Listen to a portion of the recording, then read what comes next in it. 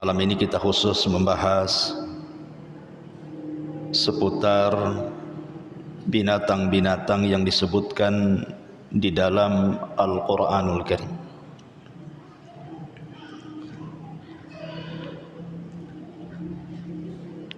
Kemarin ketika terjadi gempa di Turki, ada berita viral.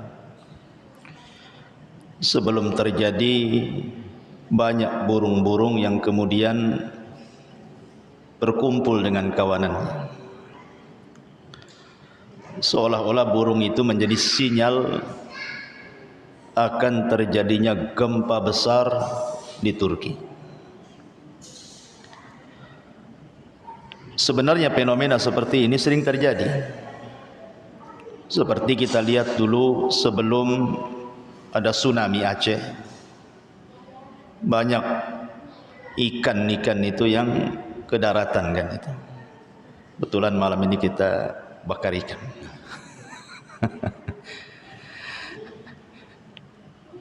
Bahkan juga ada berita di luar negeri itu, sebelum terjadi tsunami, orang-orang melepaskan kura-kura ke lautan, tapi kura-kuranya tak mau masuk laut, balik lagi dia. Rupanya setelah itu terjadi tsunami. Ada lagi peristiwa di Cina, kodok-kodok, ribuan kodok ke jalan raya. Rupanya setelah peristiwa itu terjadi gempa. Sehingga muncul sebuah pertanyaan, apakah perilaku aneh binatang yang di luar kebiasaan manusia itu merupakan tanda-tanda daripada kiamat, ataukah hanya sinyal azab yang akan datang setelahnya, atau hanya kebiasaan binatang saja, tabiatnya memang seperti itu. Maka para ulama pun membahas soal ini. Adapun kalau perilaku aneh binatang-binatang sebelum terjadi musibah dikaitkan dengan tanda-tanda kiamat, maka tidak ada satu dalil pun yang mengatakan bahwa perilaku aneh binatang itu satu di antara tanda-tanda kiamat, baik tanda-tanda kiamat kecil ataupun tanda-tanda kiamat besar. Karena dengan diutusnya Nabi saja sudah jadi tanda-tanda kiamat. Artinya kiamat sudah dekat dengan diutusnya Nabi saja. Tapi sampai sekarang pun tidak dikiamat-kiamatkan. Pernah ada isu dulu gitu ya, tanggal 15 Ramadan nih, tak jadi kiamatnya. Alhamdulillah ada kesempatan bertobat. Sehingga ulama mengatakan kalau dikait-kaitkan dengan tanda-tanda kiamat, maka tidak ada satupun nas bahwa perilaku aneh binatang itu kemudian setelahnya terjadi gempa, tsunami atau gunung meletus adalah tanda-tanda kiamat. Kalau kita katakan itu perilaku binatang, masalahnya di luar dari kebiasaan mereka, sehingga memungkinkan boleh jadi dengan adanya binatang yang berperilaku aneh itu bisa juga menjadi sinyal akan datangnya bencana besar. Karena itu yang kita ketahui, jangankan bencana besar. Ada seorang ikhwan itu cerita di kampungnya sana. Jadi kalau malam itu monyet tidak berisik. Kalau malam itu monyet berisik, itu paginya mesti hujan. Kalau ada suara monyet itu katanya, kalau udah berisik-berisik itu monyet tuh, besoknya mesti hujan katanya. Allahu a'lam, ini cerita dia ya. Tapi bukan berarti gara-gara berisiknya monyet turunnya hujan, tidak boleh menasabkan hujan kepada berisiknya monyet ya kan. Itu sama dengan menasabkan hujan kepada bintang, enggak boleh. Syirik kecil itu enggak boleh. Tetapi malam ini saya tidak hendak bercerita soal fenomena itu. Yang ingin saya bahas adalah di dalam Al-Quran itu Allah sebut 27 binatang. Tentu ketika Allah subhanahu wa ta'ala menceritakan soal binatang-binatang ini, bukan berarti kemudian Allah main-main, kan tidak. Karena Allah tidak menciptakan satu makhluk pun main-main. ma khalaqta hadza batila. Tidak ada yang sia-sia ciptaan Allah itu. Pasti ketika Allah mencantumkan nama-nama binatang dalam Al-Quran itu, pasti ada ibrah dan pelajaran.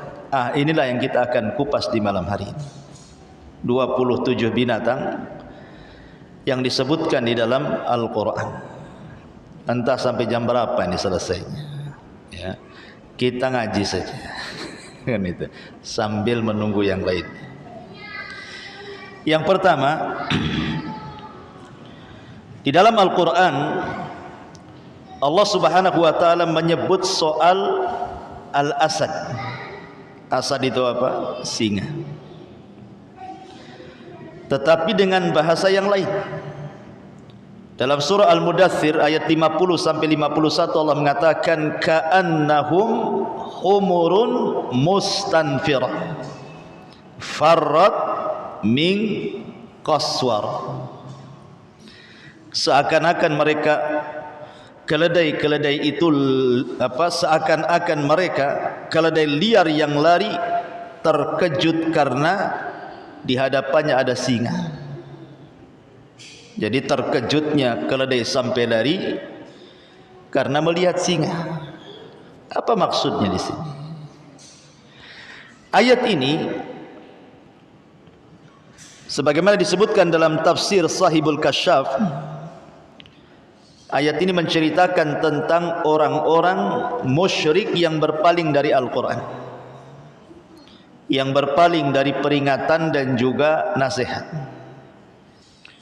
Jadi orang-orang kafir itu kalau dinasihati oleh Nabi SAW, dibacakan Al-Quran mereka, Allah katakan ka'annahum humurun mustanfirah farrat min qaswara. Seakan-akan mereka keledai liar yang lari kencang karena ketakutan di hadapan mereka ada singa besar. Lihat bagaimana Allah Subhanahu wa ta'ala mempermisalkan orang-orang musyrik yang berpaling dari peringatan. Dari sini ada pelajaran bahwa ada di antara kaum muslimin yang kalau dibacakan Al-Quran kepada mereka itu tidak mau, lari mereka. Saya kira kalau Quran dibacakan kepada jin-jin saja yang lari, manusia pun ada yang lari. Cobalah antum, ada orang kumpul-kumpul, orang awam gitu ya, baca tuh surah Al-Baqarah di situ, apa enggak bubar orang? Kan gitu ya. Ngaji di sini salah tempat kau katanya kan, sana di Darul Ilmi saja kan gitu ya. Enggak mau dia dengar Quran. Rupanya bukan jin saja yang lari, orang pun lari. Jadi ada orang-orang yang berperilaku seperti itu. Dan bahaya ikhwan, orang yang berpaling dari peringatan Allah Azza wa Jalla itu bahaya. Pertama karena akan menjauhkan orang itu dari hidayah. Makanya Allah mengatakan walau alimallahu fihim khairan la asma'ahum walau asma'ahum la tawallaw wa hum mu'ridun. Dan sekiranya Allah mengetahui ada kebaikan pada mereka, tentu Dia akan jadikan mereka mau mendengar. Dan jika Allah menjadikan mereka mau mendengar, niscaya mereka tetap berpaling, sedangkan mereka betul-betul memalingkan diri. Jadi ada orang-orang itu subhanallah ya, dinasihati itu tidak mau dengar gitu. Dan antum bisa rasakanlah di keluarga gitu kan, kadang-kadang kita nasihati, kita yang sudah tahu sunnah, nasihati keluarga, pasti ada yang lari, ya nggak mau dengar. Kok ini ajaran sesat aja gitu. Kan itu. Kemudian juga orang yang menjauh dari peringatan Allah Subhanahu wa taala, Allah katakan dalam Al-Qur'an, "Wa man a'rada an dzikri fa inna lahu ma'isyatan dhanka wa nahsyuruhum yaumal qiyamati a'ma." Jadi orang berpaling dari peringatkanku kata Allah, maka dia akan disempitkan dadanya, hidupnya itu akan sempit, dan kelak pada hari kiamat akan dikumpulkan bersama orang-orang buta, dibutakan oleh Allah Subhanahu wa taala matanya. Ini yang pertama. Yang kedua, Allah Subhanahu wa taala menyebutkan di dalam Al-Qur'an itu al-ba'udah. Ba'udah itu apa? Nyamuk. Dan itu disebutkan dalam surah Al-Baqarah ayat 26. Innallaha la yastahi an yadriba masalan ma ba'udatan fama fawqaha. Sesungguhnya Allah tidak akan malu membuat perumpamaan walaupun dengan seekor nyamuk atau yang lebih kecil dibandingkannya. Lihat bahasa Quran, ikhwan. Allah menyebut kalimat fauq, fauqaha. Fauq itu artinya di atas. Ya. Setelah diteliti sekarang oleh alat-alat canggih, dalam nyamuk betina ya, nyamuk itu kan ada dua, ada nyamuk jantan, ada nyamuk betina. Nyamuk jantan itu tidak makan darah, dia makanannya sari-sari bunga. Yang makan darah itu nyamuk betina. Yang suka gigit-gigit antum tuh yang betina tuh. Ya. Rupanya setelah diteliti, dalam kepala nyamuk itu ada nyamuk lagi. Coba bayangkan, di kepala nyamuk itu ada nyamuk lagi, kecil sekali. Dan makanannya di atas kepalanya nyamuk itu juga. Coba bayangkan ya, bahasa Quran tuh. Wa ma fauqaha.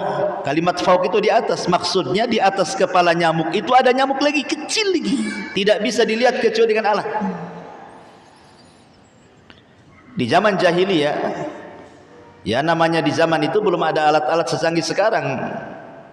Bisa mendeteksi bakteri aja kelihatan di zaman sekarang. Zaman dulu mana tahu kan itu. Makanya ketika turun ayat ini menjadi perbincangan orang-orang musyrik. Apalah Muhammad ini katanya. Masa kalam Allah kok membawa-bawa nyamuk pula di situ katanya. Seolah-olah tidak ada faedahnya. Padahal nyamuk ini tanda-tanda kuasa Allah, ikhwan. Bayangkan saja nyamuk itu punya 100 mata. Kita aja 2 matanya. Nyamuk itu 100 matanya. Giginya 48 gigi, jantungnya 3. Bayangkan, nyamuk itu punya jantung 3, 2 di sayap, 1 di dada. Jadi memang luar biasa. Dan nyamuk itu tidak bisa melihat, gak kayak kita ya, mampu melihat ini biru, merah, hijau, kuning, pelangi gitu ya.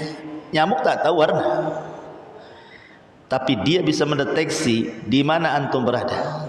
Walaupun digelapkan semuanya, anggaplah gelap, tidak ada penerangan, nyamuk tahu di mana antum. Bagaimana caranya coba? Kita saja digelapkan, antum sembunyi di balik tiang, sudah gelap, tiang pula hitam kan, makin tak tampak. Tapi nyamuk tahu. Kenapa?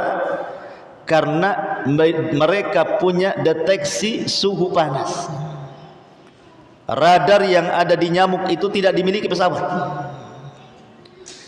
Coba bayangkan, Allah bisa menciptakan sekecil ini makhluk namanya nyamuk, tetapi punya keajaiban yang luar biasa. Artinya tidak ada yang sia-sia Allah ciptakan itu. Dan itu menunjukkan bagaimana Allah Subhanahu wa taala ala kulli syai'in qadir, mampu atas segala sesuatu, menciptakan makhluk yang luar biasa. Bahkan kalau nyamuk terbang kan antum sering dengar kan suara ngung kan gitu ya. Kok bisa? Lalat aja nggak ada suaranya kalau terbang tuh. Kenapa nyamuk kok bisa ada suara pula? Kan gitu ya. Rupanya menurut penelitian ahlinya nyamukan, ahlinya nyamukan. Jadi nyamuk ini per detiknya itu dia bisa mengepakkan 600 kepakan per detik. Bisa bayangkan? Per detik 600 kepak. Makanya dia berbunyi. Nyamuk itu berbunyi dia. Gitu kan. Kalau lalat enggak. Ya, kecuali lalat tertentu saja yang bunyi. Ya, itu menunjukkan kuasa Allah Subhanahu wa taala. Subhanallah, ikhwan. Nyamuk ini kalau nyedot, maksudnya nyamuk betina ya, kalau nyedot darah kita, itu tidak langsung dicerna tuh. Dia harus nempel dulu di tembok. Kalau udah nempel di tembok baru dicerna. Sehingga rizki semut itu beda dengan rizki kita. Banyak tantangannya dia. Gigit kita kena tepuk mati. Sekali lolos nempel di dinding kena cecak. Gitu. Lolos dari cecak kena baygon. Kena raket. Apalagi subhanallah kan. Banyak tantangan nyamuk itu. Tapi bagaimana Allah Subhanahu wa taala menciptakan luar biasa makhluk sekecil ini. Dan tentu ada ibrah di dalam. Ya. Ini yang kedua. Yang ketiga, Allah Subhanahu wa taala sebutkan kalimat bighal. Bighal itu ya semacam keledai, tapi bukan keledai, ya semacam keledai. Bighal itu beda. Dan Allah Subhanahu wa taala sebutkan di dalam surah An-Nahl ayat 8. Allah mengatakan wal khayla wal bighala wal hamira litarkabuha wa zina wa yakhluqu ma la ta'lamun. Dan dia telah menciptakan kuda, bighal, keledai untuk kamu tunggangi dan menjadi perhiasan. Allah menciptakan apa saja yang tidak engkau ketahui. Subhanallah, ini nikmat ikhwan. Ada beberapa binatang itu bisa dijadikan tunggangan. Karena di zaman itu kan tidak ada mobil, ya kan, nggak ada kereta, apalagi pesawat gitu ya. Sehingga yang bisa ditunggangi supaya kita tidak lelah berjalan, maka Allah ciptakan di binatang-binatang ini yang bisa kita tunggangi di sini. Ini nikmat dari Allah. Nah, kalau sekarang mungkin dikiaskanlah dengan motor gitu ya, dengan beca motor, dengan mobil, dengan macam-macam lah tunggangan itu. Maka bersyukurlah. Dulu antum jalan kaki kan lama ke pasar itu, naik motor, dah. Berapa kilo ikannya? 12 kilo. Alhamdulillah. Sebentar aja beli ikan. Bersyukur kan ada tunggangan itu. Ya. Ini yang kedua. Yang ketiga, ini ketiga. Yang keempat, al-baqaratu, sapi betina. Dan itu disebutkan dalam surah Al-Baqarah ayat 67 ketika menceritakan tentang pembunuhan di zaman Bani Israel. Kemudian mereka datang kepada Nabi Musa untuk disingkapkan siapa pembunuhnya. Maka Musa berdoa kepada Allah dan Allah perintahkan, innallaha ya'murukum an tadhbahu baqarah. Allah perintahkan kalian untuk menyembelih sapi betina. Dan setelah disembelih, dipukulkan kepada orang mati, hidup lagi dia. Kemudian Musa mengatakan, siapa pembunuhmu? Si Anu, katanya. Mati lagi. Jadi hanya ngasih tahu siapa pembunuhnya, kemudian mati lagi. Mati sesaat. Faedahnya di sini, pertanyaannya, kenapa Nabi Musa memerintahkan menyembelih sapi? Kenapa enggak kambing saja atau unta yang lebih besar? Kenapa mesti sapi betina kan itu? Sehingga surah Al-Baqarah disebutkan surah Al-Baqarah itu karena ada kisah Al-Baqarah di dalam surah Al-Baqarah itu. Para ulama mengatakan Nabi Musa itu hendak memadamkan sisa-sisa kesyirikan orang-orang Bani Israel. Jadi Bani Israel itu kan ketika sebelum Nabi Musa diutus, mereka di Mesir itu nyembah sapi. Jadi patung-patung sapi itu mereka sembah di Mesir itu. Jadi sapi itu dituhankan. Ketika Nabi Musa datang, kemudian Musa membawa tauhid. Tetapi setelah diseberangkan Bani Israel dari Mesir ke Palestina, menuju Palestina, rupanya kecintaan kepada Tuhan yang lama masih ada. Mereka masih terngiang-ngiang dengan Tuhan mereka, sapi-sapi itu. Makanya Musa meminta kepada Bani Israel untuk menyembelih sapi. Menunjukkan apa? Supaya simbol ketuhanannya dihilangkan. Ya, lihat Tuhan kalian saya sembelih, seolah begitu. Ya, makanya yang disuruh sapi yang disembelih itu, bukan yang lain. Saya kira di zaman Bani Israel aja orang nyembah sapi itu. Di zaman sekarang ada juga orang nyembah sapi. Ya. Mungkin di Indonesia nggak ada, yang ada kerbau, kerbau ya, kerbau bule. Yang ada di Jawa Tengah itu di mana? Itu kalau bulan Syuro dikeluarkan tuh, wow, diambil berkahnya. Apa namanya, siapa ya, Pak Selamat kalau nggak salah ya, kerbaunya itu masih ada juga kerbau ya kan? Tapi yang betul-betul sapi ada di India sana. Coba klik aja tuh di YouTube itu kan, gimana sapi itu dimuliakan di orang India tuh. Masuk ke pasar nggak boleh diganggu. Kalau antum jual sayur dimakan sama sapi itu, oh itu Tuhan makan sayur tuh, jangan diganggu gitu kan. Susah orang itu kan ya. Jadi orang-orang musyrik ini terkadang agamanya gak masuk di akal. Inilah yang keempat. Yang kelima, Allah Subhanahu wa taala sebutkan kalimat Thu'ban. Thu'ban itu artinya ular. Di dalam surah Al-A'raf ayat 106, 107 Allah katakan, qala in kunta ji'ta bi ayatin fa'ti biha in kunta minas sadiqin. Fa'alqa asahu fa idza hiya thu'banun mubin. Maka dia Musa kemudian melempar tongkatnya, tiba-tiba tongkat itu menjadi ular. Allah Subhanahu wa taala sebutkan binatang ular. Ingat, ular ini binatang yang dianjurkan untuk dibunuh. Jangan dipelihara.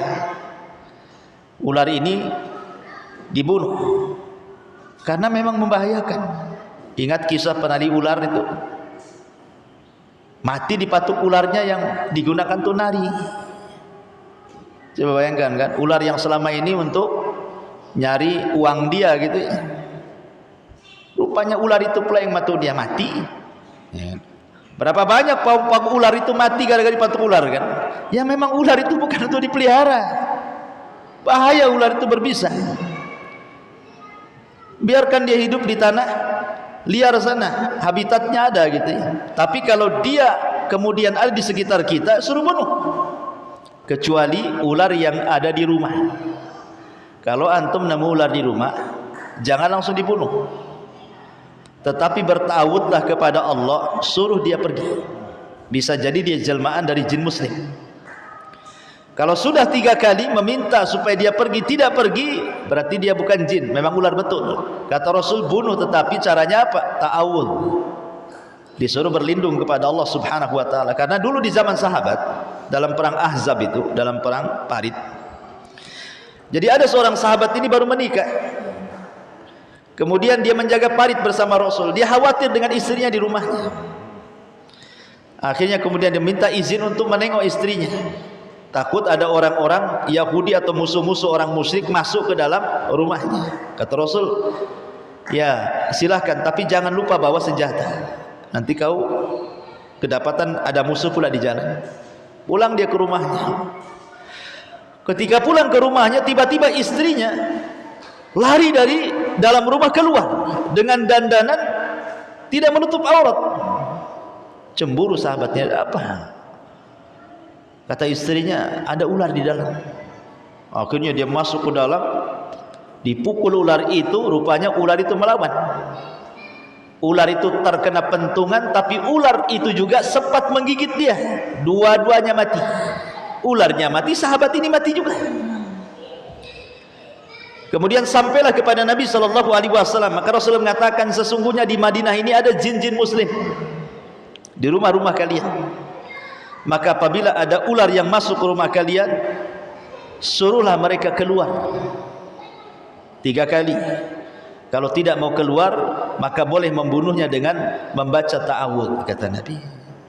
Ya, jadi ini ular ini harus dibunuh, ya, jangan dipelihara aneh. Pelihara ular kalau nggak ada peliharaan lain aja. Ya. Lah Al-Quran menyebutkan tentang mukjizat Nabi Musa. Jangan pula dijadikan dalil. Musa aja kemana-mana bawa ular. Bukan ular yang dibawa Musa itu tongkat, cuman bisa jadi ular. Tapi kan sewaktu-waktu saja jadi ular itu pun mukjizat.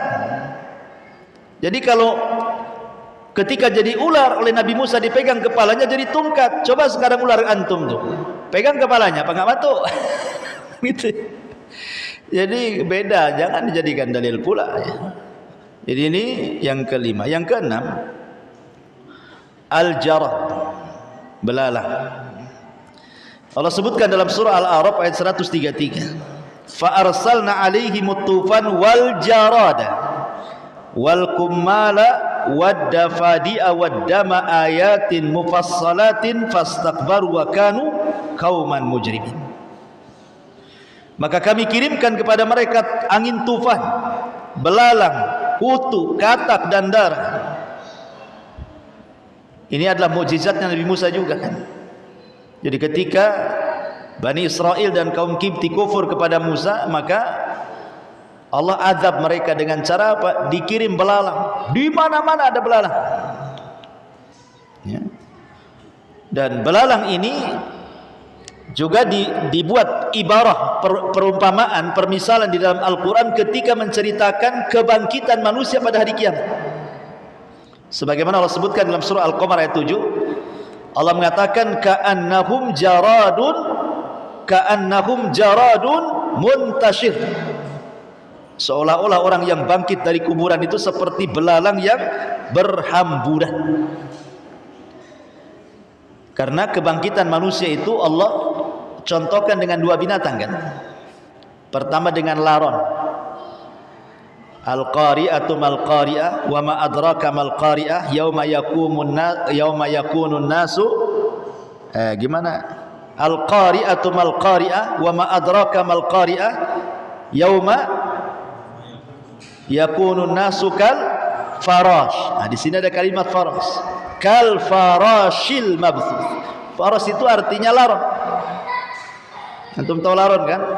Kalau ini lagi hidup musim hujan, datang dari sawah-sawah itu kan, menghubungi lampu tuh, laron itu. Lihat cara terbangnya laron, itu nggak ada aturan. Laron tuh tabrak-tabrakan dengan kawannya biasa tuh. Paginya bersera tuh sayap-sayapnya. Dia pun jatuh. Karena nggak beraturan laron itu.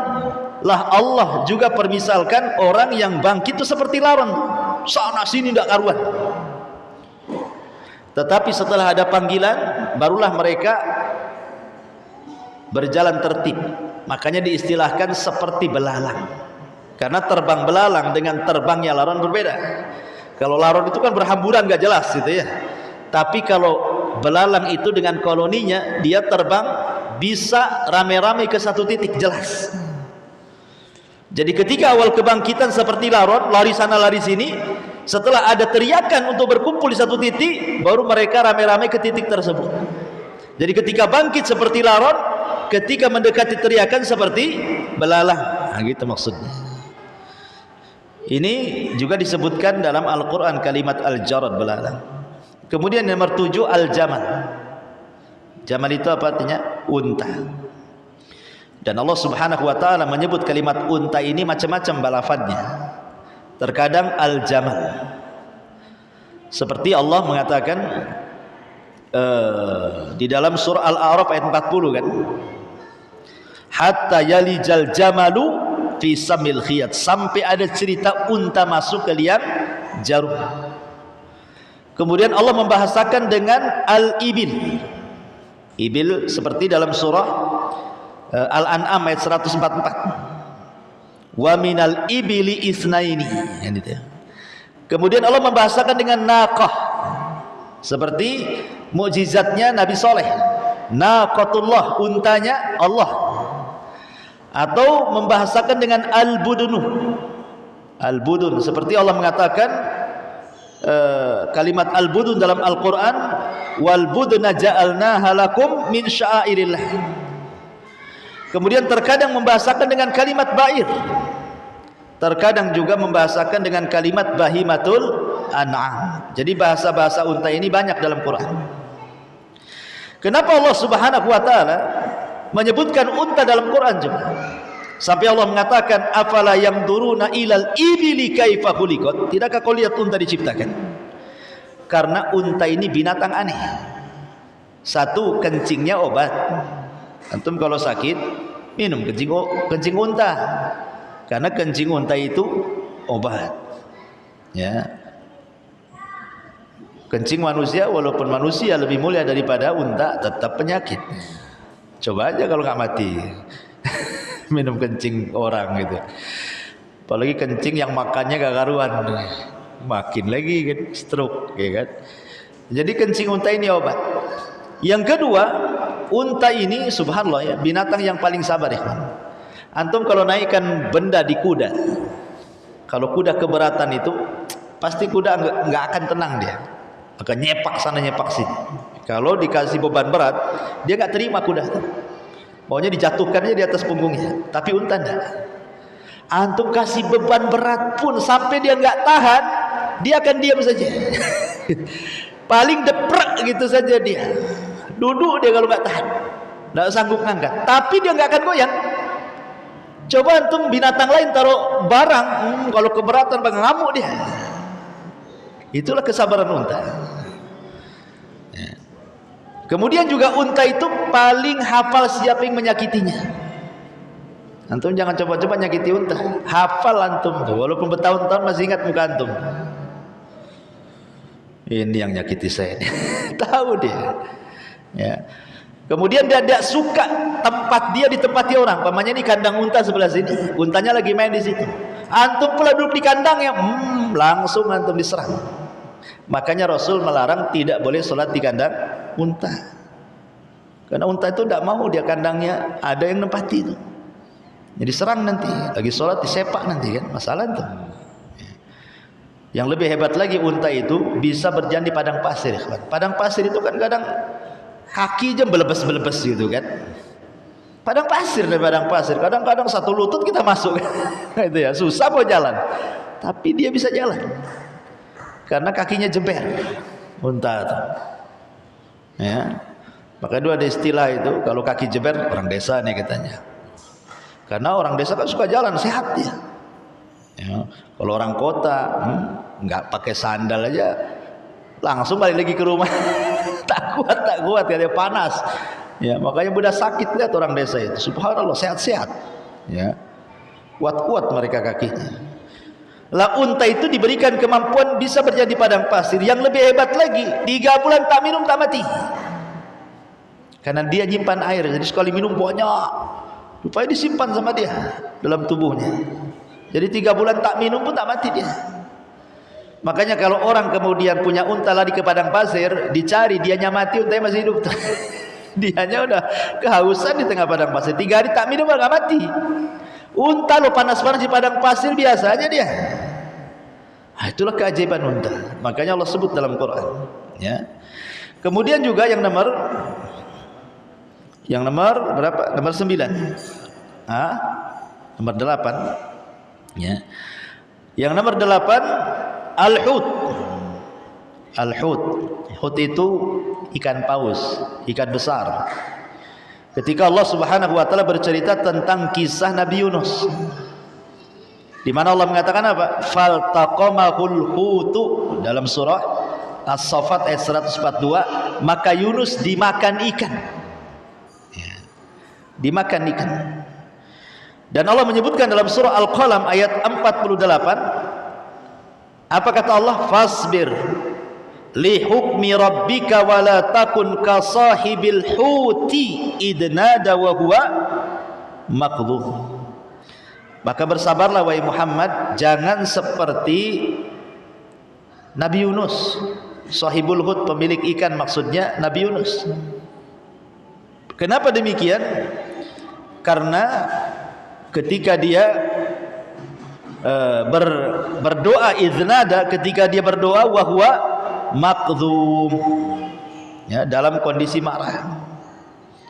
Artinya Rasul itu seolah dikatakan, wahai Muhammad bersabarlah, bersabar kalau memang ada ujian dari kaummu, kau disakiti, kau dihina, engkau diintimidasi atau apa namanya, sabar. Jangan seperti Yunus.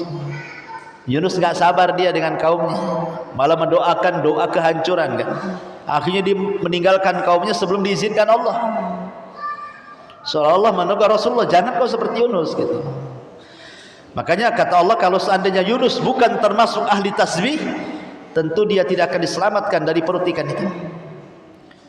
Karena Yunus bertasbih Gimana tasbihnya? La ilaha illa anta subhanaka inni kuntu minadh dhalimin. Kemudian yang nomor 9 al-himar, keledai. Dan itu Allah sebutkan dalam surah Al-Jumu'ah ayat 5. Mathalul ladzina hummilut taurata thumma lam yahmiluha kamathalil himar yahmilu asfara. Perumpamaan orang-orang yang diberi tugas membawa Taurat kemudian mereka tidak membawanya adalah seperti keledai yang membawa kitab-kitab tebal, tapi keledai itu tidak paham yang dibawanya. Kenapa demikian?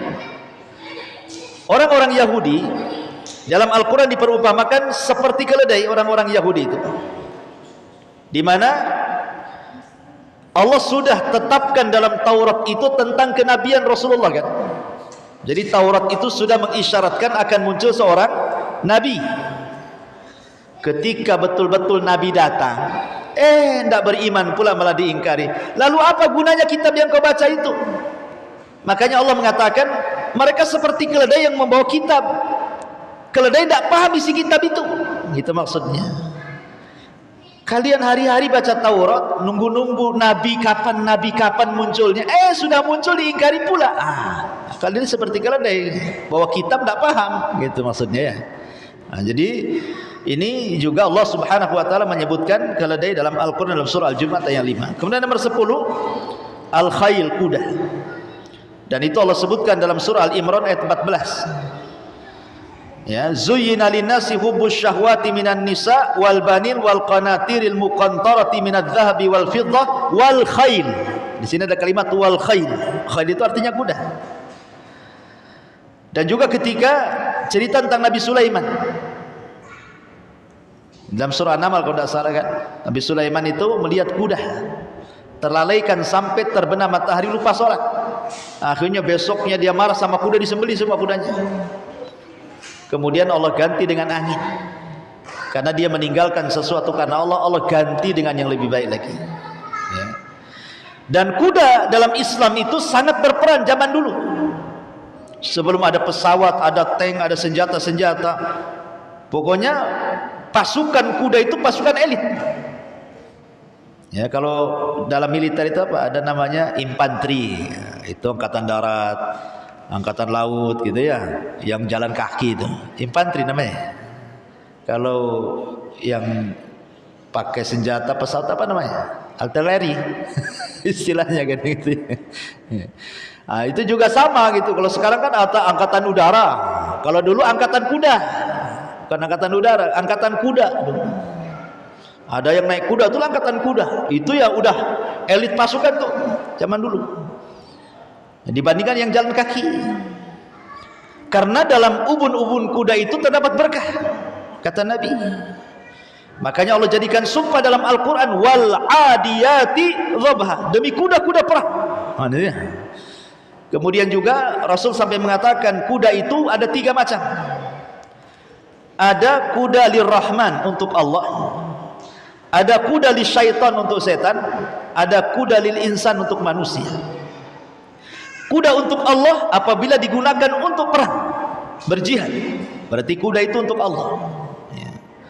Yang kedua, kuda untuk disembelih dimakan, itu untuk kamu, untuk manusia ya. Adapun kuda untuk judi, kan ada tuh balapan kuda tuh, itu untuk setan tuh gitu ya. Balapan kuda tuh judi, itu tuh setan tuh. Kuda itu ada 3, yang untuk Allah jihad kan itu ya. Untuk umpamanya kita ke pasar naik kuda gitu ya, belanja, untuk manusia. Kalau untuk judi, untuk setan lah. Itulah kuda bagi 3 ya. Kemudian yang nomor 11 dubab. Dubab itu apa? Lalat ya. Dan itu Allah sebutkan dalam surah Al-Hajj 73. Ya ayyuhan nasu dzuriba mathalun fastami'u lah. Innal ladzina tad'una min dunillahi lan yakhluqu dzubaban. Hei manusia, telah dibuat perumpamaan kepada kalian, maka dengarkanlah oleh kalian, sesungguhnya segala yang kamu seru selain daripada Allah, sekali-kali mereka tidak akan sanggup menciptakan walaupun seekor lalat. Walaupun satu dunia sesembahan dikumpulkan, coba ciptakan lalat, nggak akan bisa ya. Ma'asyiral muslimin yang dimuliakan Allah Azza wa Jalla, dan lalat itu adalah binatang yang paling rakus. Adapun laba-laba itu binatang yang paling qanaah. Gitu ya. Jadi yang paling rakus binatang itu lalat. Yang paling qanaah itu laba-laba. Yang ngomong siapa?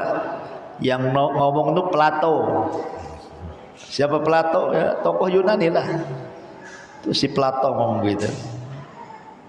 Pernah dengar antum nama Plato? Plato orang Yunani itu. Filsafat Yunan. Kata Plato, binatang yang paling rakus lalat. Lalat nih kawan. Dia walaupun sudah makan datang lagi, ganggu antum makan. Ditepak datang lagi. Makanya antum kadang-kadang beli lem lalat kan. Biar kena kau katanya kan. Tapi laba-laba enggak. Laba-laba itu paling qanaah. Dia nunggu aja di sarangnya. Mana yang nempel di situ baru itulah makanan dia. Dia nggak nyari laba-laba itu, dia nunggu aja di sarangnya. Itulah qanaah, dia ridho dengan pemberian tuh. Makanya bilang sama istri antum, jadi laba-laba jangan jadi lalat gitu. Gitu maksudnya ya. Ridho dengan pemberian Allah gitu maksudnya. Jadi lalat ini dijadikan permisalan dalam Al-Qur'an. Makanya dulu kan ada dalam kitab tauhid itu orang masuk surga karena lalat, orang masuk neraka karena lalat kan itu. Ketika ada dua orang lewat di sebuah kampung ada berhala, nggak boleh lewat kecuali korban sama berhalanya. Kata orang kampung, kau jangan lewat sebelum kau korban katanya. Aku nggak punya uang, musafir, nggak apa-apa, tangkap lalat katanya. Sembeli depan kurban itu sudah cukup untuk berhala kami. Betul-betul nangkap lalat disembeli. Masuk neraka dia. Ya. Yang satunya suruh nyembeli lalat, tak mau. Saya mau korban tapi untuk Allah walaupun lalat katanya. Akhirnya dibunuh. Allah masukkan ke surga. Kan ada ya kisah lalat itu. Kemudian yang nomor 13, ta'ir. Ta'ir itu burung. Ya, Allah sebutkan di dalam surah Al-An'am ayat 38. Allah mengatakan wa ma min dabatin fil ardi wala ta'irin yatiru bi janahaihi illa umamun amsalukum. Dan tidaklah seekor binatang pun yang ada di bumi dan burung-burung yang terbang dengan kedua sayapnya melainkan semua merupakan umat-umat juga seperti kalian. Ingat, kita sering salah paham dengan binatang kan. Seolah-olah binatang itu yang kita ketahui, binatang itu nggak berakal. Ya, binatang itu paling kerjanya makan, minum, tidur, syahwat, mati. Nah, ya. Makanya kalau orang kerjanya minum saja, makan saja, tidur saja, nggak mau kerja, ya ente ini kayak binatang kan. Biasa kan orang gitu ya. Karena memang binatang kan itu yang kita ketahui kan. Ya, kerjanya makan, minum, tidur, syahwat, mati. Dan itu ya. Itu yang kita ketahui soal binatang. Karena binatang itu tidak berakal. Kata siapa binatang tidak berakal? Binatang itu berakal. Bukti bahwa binatang berakal, lihat kisah Nabi Sulaiman berdialog dengan hudhud. Kalau hudhud itu binatang tidak berakal, macam mana berdialog dengan yang tidak berakal? Berakal hudhud. Dari mana kau hudhud? Kata hudhud, aku dari Yaman katanya kan. Baru saja aku lihat istana kata. Itu ratu di situ yang jaga. Tapi sayang nyembah matahari bulan katanya. Lah kok bisa berdialog Sulaiman dengan hudhud? Kalau berakal. Kalau tidak berakal kan enggak seperti antum nengok ayam. Antum ajak ngomong, tiba-tiba ngeleo saja ayam. Itu karena yang kita lihat kayak gitu kan. Ya. Binatang itu punya akal juga, cuman akalnya tidak seperti akal manusia. Buktinya Sulaiman bisa berdialog dengan hudhud. Dan buktinya semut, ketika Sulaiman datang mau lewat dengan pasukannya, apa kata Raja Semut? Ya ayyuhan namlu dkhulu masakinakum la yakhtimannakum Sulaiman wa junuduhu wa hum la yash'urun. Semut, masuk cepat ke lubang kalian. Nanti Sulaiman mau datang diinjak kalian. Sementara dia tak tahu. Ya kan? Kalau nggak berakal bisa, kenapa dia bisa menghitab sesama semutnya? Kenapa dia bisa bicara dengan Sulaiman? Berarti binatang itu berakal sebenarnya. Cuman akal mereka beda dengan akal kita. Ya, mereka juga saling menghitab sesama mereka. Makanya di sini Allah mengatakan, tidaklah seekor binatang pun dan di bumi, dan tidak pula burung-burung yang terbang dengan kedua sayapnya, melainkan semuanya merupakan umat juga seperti kalian. Umat seperti kalian. Dan burung itu adalah makanan terlezat di zaman Bani Israel yang disebut dengan salwa. Ada manna, ada salwa. Salwa itu sejenis burung. Itu makanan lezat dari langit. Ya. Kemudian yang nomor 14, adh-dha'nu. Dha'nu itu kambing wol. Ya, ada maiz kambing kacang, ada adh-dha'nu kambing wol. Kalau bahasa kita ada kambing kacang, ada domba. Nah itu ya. Kalau domba dalam bahasa Arabnya adh-dha'nu. Kalau kambing kacang dalam bahasa Arabnya disebut maiz. Bahasa Arab juga beda ya. Di dalam surah Al-An'am ayat 143 Allah mengatakan samaniyata azwajin minadh-dha'ni itsnaini wa minal ma'zi itsnaini qul adh-dhakaraini harrama amil unthayaini mashtamalat alaihi arhamul unthayaini nabbi'uni bi ilmin in kuntum shadiqin. Allah mengatakan dalam Al-Quran, ada 8 hewan ternak yang berpasangan, 4 pasangan, sepasang domba dan sepasang kambing lainnya. Katakanlah, apakah yang diharamkan Allah 2 yang jantan atau 2 yang betina, atau yang ada dalam kandungan kedua betina tersebut? Terangkanlah kepadaku berdasarkan pengetahuan kalian, jika kalian orang-orang yang benar. Karena gini ya, tradisi orang-orang jahiliyah itu ada yang mengkeramatkan unta, ada yang mengkeramatkan kambing. Ya, ada mereka itu orang-orang jahiliyah suka begitu tuh. Ada binatang-binatang itu dikeramatkan. Seolah-olah kalau dikeramatkan nggak boleh disembelih, nggak boleh dimakan. Makanya Allah mengatakan, apakah kalian akan mengharamkan yang Allah halalkan? Rupanya tradisi orang-orang jahiliyah ada juga di zaman sekarang yang masih mengeramatkan binatang. Ya contohnya tadi, kerbau dikeramatkan kan, masih ada tuh. Kayak orang jahiliyah juga jadinya kan. Ya. Kemudian juga yang nomor 15, ad-difda. Difda itu apa? Kodok. Ya, anaknya disebut cebong, bapaknya kodok, anaknya cebong. Ya. Jadi Allah Subhanahu wa taala katakan dalam surah Al-A'raf ayat 133, fa arsalna 'alaihimut tufan wal jarada wal kumal wad difda wad dafadi. Bahasa Arab jamaknya adalah dhafadi', mufradnya difda, satu kodok, difda banyak kodok, ad-dhafadi'. Dan Rasul melarang tidak boleh membunuh kodok, kan itu ya. Jadi ada 3 hewan itu tidak boleh dibunuh. 4 hewan tidak boleh dibunuh ya. Salah satunya adalah kodok, tidak boleh dibunuh. Ya. Kenapa tidak boleh dibunuh? Ya karena Rasul yang mengatakan tak boleh dibunuh.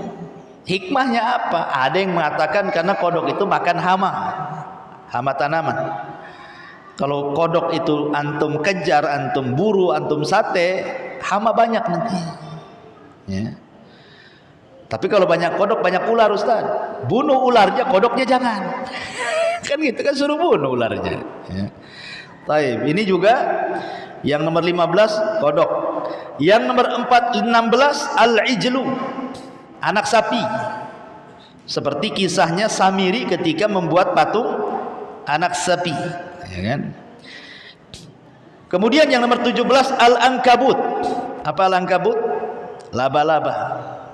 Allah mengatakan dalam Al-Quran surah Al-Ankabut 41, Mathalul ladhina takhadu min dunillahi awliya kamathalil ankabut ittakhadat baitan wa inna awhanal buyut la baitul ankabut law kanu ya'lamun. Permisalan orang-orang yang mereka menyembah selain Allah seperti permisalan laba-laba yang membuat rumah, padahal selemah-lemahnya rumah itu adalah rumah laba-laba. Kenapa Allah katakan selemah-lemah rumah itu adalah sarang laba-laba? Dan pantas nggak sarang laba-laba itu disebut rumah? Sekarang saya tanya antum, gunanya rumah itu apa sih? Gunanya rumah itu apa? Satu, supaya antum tidak kehujanan. Pertanyaannya, rumahnya laba-laba kehujanan nggak? Kehujanan. Mana ada laba-laba buat rumah ada atap? Nggak ada spandeknya sarang laba-laba itu. Yang kedua, kenapa gunanya untuk rumah itu? Supaya tidak kena panas. Sarang laba-laba mana? Tetap aja tidak kena panas. Hujan kehujanan, panas kepanasan.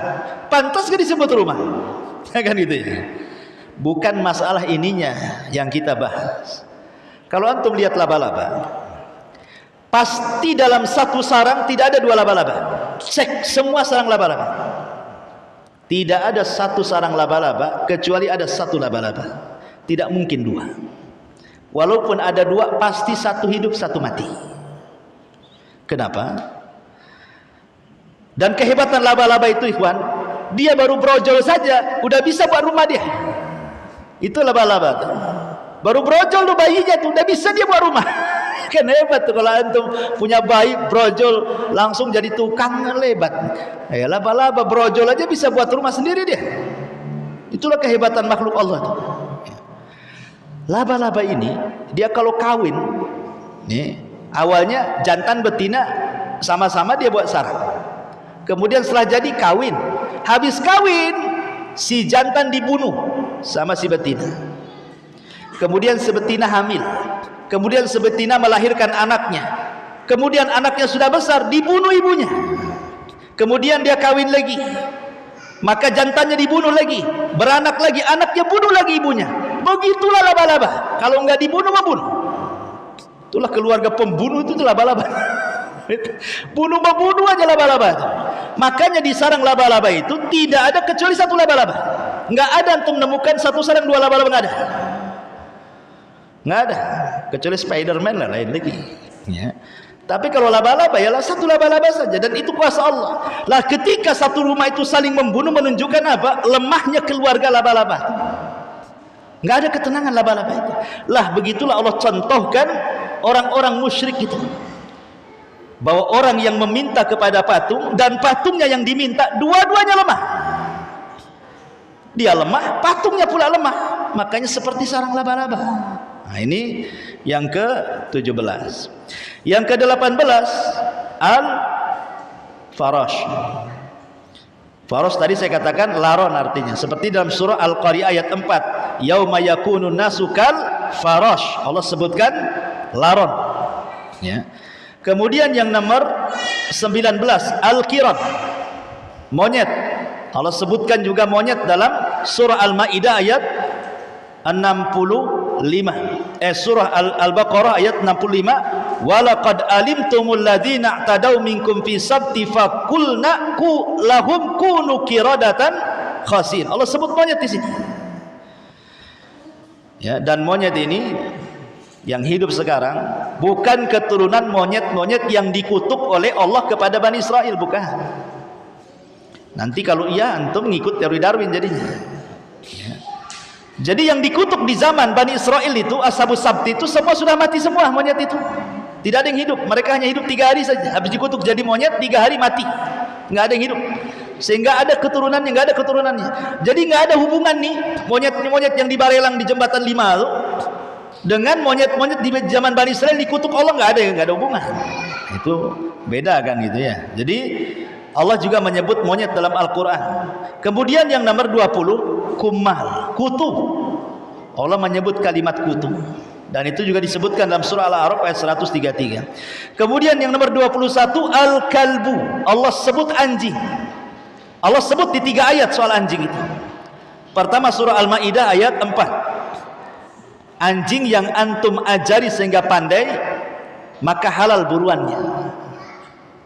Dengan syarat dia pandai, duduk, lari, berhenti, terkam. Nah itu pandai namanya. Duduk, berdiri, duduk. Tak, bego anjing ini. Dia kalau nerkam tidak boleh halal, nggak halal makanannya karena dia bego. Tapi kalau dia cerdas, duduk, berdiri, terjang, tangkap. Berarti kalau dia berburu pakai basmalah, halal tuh buruannya. Paham ya? Syarat halalnya harus cerdas tuh kambing. Tapi kalau bego lari, duduk lari, ini gimana nih anjing nih? Itu tidak halal buruannya karena belum cerdas. Ya. Kemudian yang kedua disebutkan dalam surah Al-A'raf ayat 176 ketika bicara soal Bal'am ibn Ba'urah, seorang ahli ibadah di zaman Bani Israel yang meninggalkan syariat Taurat kemudian berpindah menjadi orang kafir. Allah membahasakan famathaluhu kamathalil kalbi in tahmil alaihi yalhath au tatrukhu yalhath. Lihat anjing itu ketika lidahnya menjulur, kau halau tetap menjulur, kau tinggalkan pun tetap menjulur gitu ya. Kemudian Allah mengatakan walau syi'na la rafa'nahu biha walakinnahu akhlada ilal ar wattaba'a hawa. Kenapa? Karena dia cenderung kepada dunia. Jadi dahulu ada namanya Bal'am ibn Ba'urah. Bal'am ibn Ba'urah ini adalah ulamanya Bani Israel. Ketika Nabi Musa ini membawa Bani Israel sampai ke Bukit Husban. Husban ini kan terbentang tuh, Bukit Husban tuh. Takutlah para pembesar kota yang berseberangan dengan Bukit Husban itu.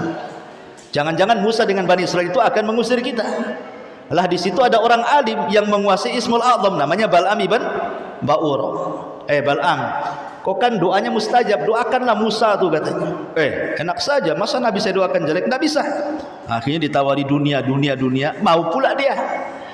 Ketika betul-betul mau berdoa kejelekan kepada Musa, keseleo-seleo, kepleset-kepleset lidahnya itu, tidak bisa. Akhirnya dia mengatakan khosirat dunia wal akhirat, dunia sudah rugi, akhirat pula rugi katanya. Akhirnya terjerumus ke kekufuran kepada sekali gitu, enggak ada lagi Bal'am kembali kepada Taurat. Lah Allah mengatakan di sini permisalan Bal'am itu seperti anjing. Nah, di sini disebut kata anjing. Kemudian dalam surah Al-Kahfi ayat 22 disebut anjing juga kan yang menemani Ashabul Kahfi. Ini yang nomor 22. Allah sebut kalimat An-Nakhlah. Nakhlah itu artinya tawon dan itu disebutkan dalam surah An-Nakhl juga ayat 68. Kemudian 23 An-Naml. Allah sebut semut. Seperti dalam kisah Nabi Allah Sulaiman kan? Di mana Allah Subhanahu wa taala katakan ya ayyuhan namlu dkhulu masakinakum la yakhtimannakum Sulaiman wa junuduhu wa hum la yash'urun. Ini dialognya semut sesama semut kan, menunjukkan bahwa binatang itu berakal. Karena semut berdialog dengan semut. Sulaiman akan datang. Sulaiman dengar. Tiba-tiba apa dalam Quran itu? Fatabassama dhahikan. Sulaiman pun tersenyum. Bayangkan.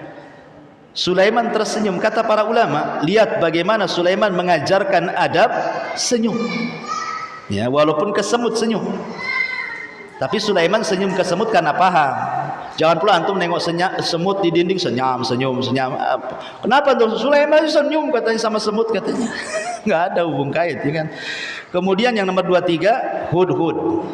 Ini pun sama di surat An-Naml ayat 20. Kemudian yang nomor 24 Al-Fil.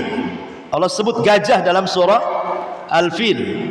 Kemudian yang nomor 26 Allah sebut Ghurab, gagak.